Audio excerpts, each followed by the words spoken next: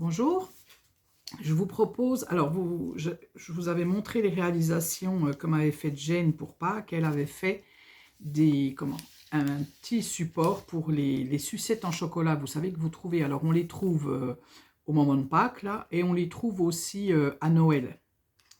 Et je me disais, tiens, pour mettre, je vous ai fait les petits sachets, les petits lapins pour mettre dans les assiettes, pourquoi pas à Pâques, mais ça peut être aussi, on peut mettre ça aussi pour Pâques dans les assiettes, pourquoi pas, pour les enfants. Ou alors, ça peut être pour un petit anniversaire, c'est pas obligé que ça soit pour Pâques, hein. Voilà. Mais comme on est bientôt à Pâques et puis qu'on offre du chocolat, pourquoi pas. Donc, pour réaliser cette petite chose-là, donc moi j'ai repris du papier action.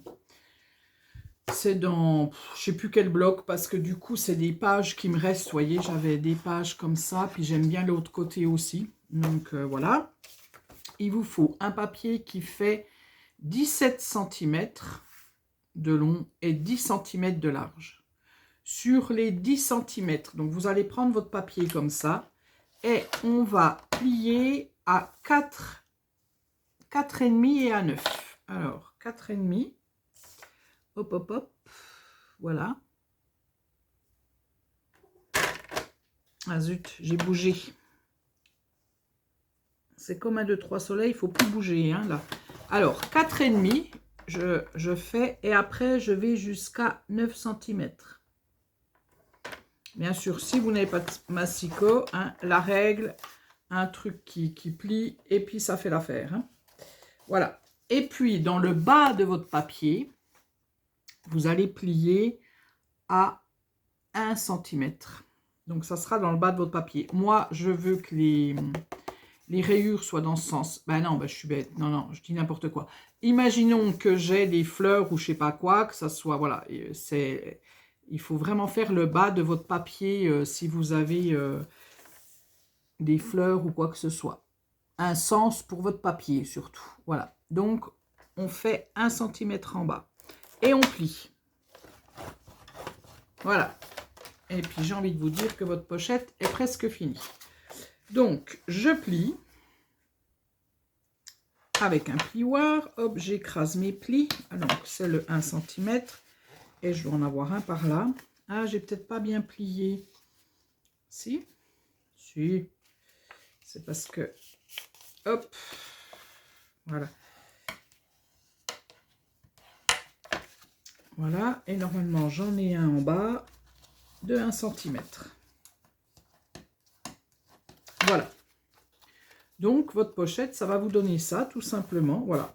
Si vous pouvez faire comme ça, la pochette, vous faites une petite encoche et vous pouvez y glisser ce que vous voulez. Donc, là, moi, je vous ai montré le truc au chocolat, mais ça peut être une grande sucette aussi. Voilà. Mais nous, on est parti pour les petites sucettes en chocolat que les enfants adorent. Mais il n'y a pas que les enfants. C'est super bon pour prendre avec le café ou autre chose. Donc, du coup, alors moi, je ne le voulais pas déjà dans ce... Je fais n'importe quoi parce que je ne le voulais pas dans ce gabarit, dans cette couleur-là. Je le voulais en vert. Voilà, même si le rose est très joli, mais je le veux de ce côté-là. Voilà. On va y arriver. OK?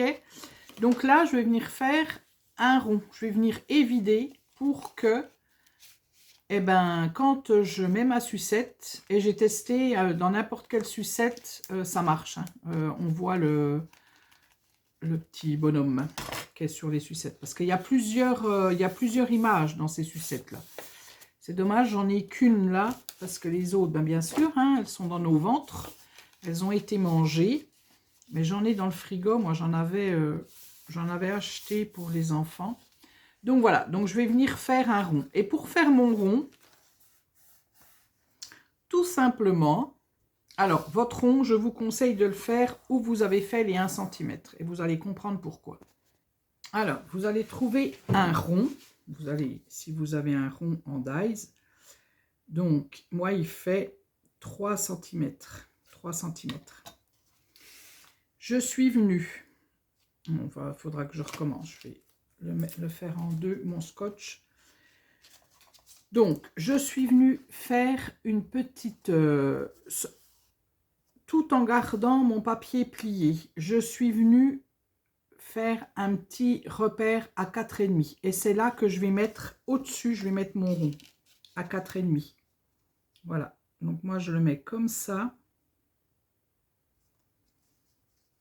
Et du coup, je vais le mettre, vous voyez, je vais le mettre sur mon côté là, sur ma pliure. Je vais le mettre au-dessus et ça va m'enlever le petit rebord là. Je vous montrerai après parce que je pense que je dis du charabia. Donc, on essaie de le centrer.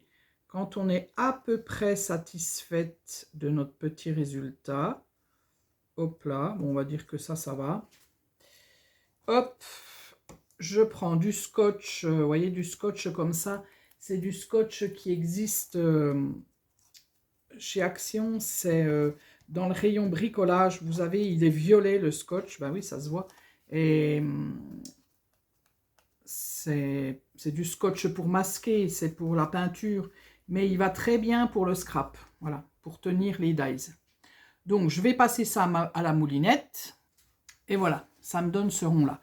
Alors, je vous ai dit de le faire avec le rebord, parce que si vous le faites de l'autre côté, quand vous allez, si vous faites votre rond là, que vous évidez, quand vous allez fermer, vous allez avoir le rebord, on va le voir dans le rond, d'accord? C'est pour ça que je vous ai dit, enfin, vaut mieux faire son rond et puis bien plier son rebord, et du coup, ça vous enlève ce qui gêne, et vous voyez, quand on ferme, on ne voit pas le bord de 1 cm. Voilà, tout simplement. Donc après, eh ben, très simplement, on va venir mettre de la colle ici et ici. On colle la pochette. Donc voilà, j'ai collé ma pochette. Et du coup, je vais venir, pour finir mon rond là, pour qu'il soit un peu plus joli. Donc, je suis venue prendre... Alors, j'ai repris le rond que j'ai fait sur ma pochette.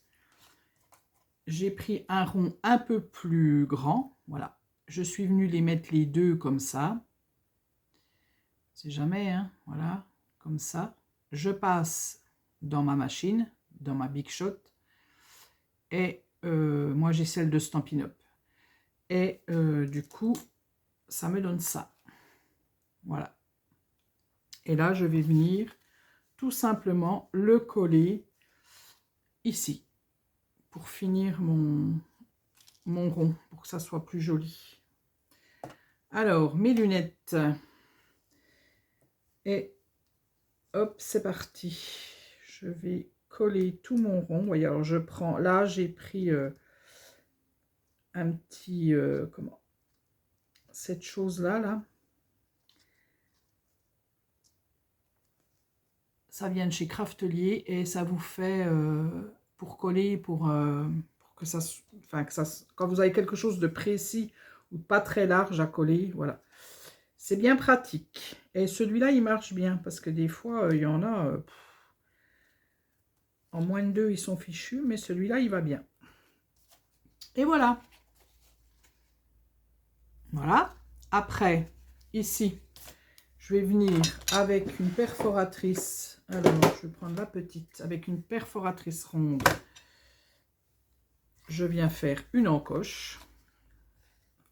Alors, je ne mets pas ma perforatrice comme ça. Hein, je fais vraiment au bord et ça va me faire une petite encoche. Voilà. J'essaie qu'elle soit à peu près droite et dans le milieu. Pouf, voilà. Et voilà, ça me fait une petite encoche. Et cette fois-ci, je peux remplir ma... J'essaie hein, que ça marche.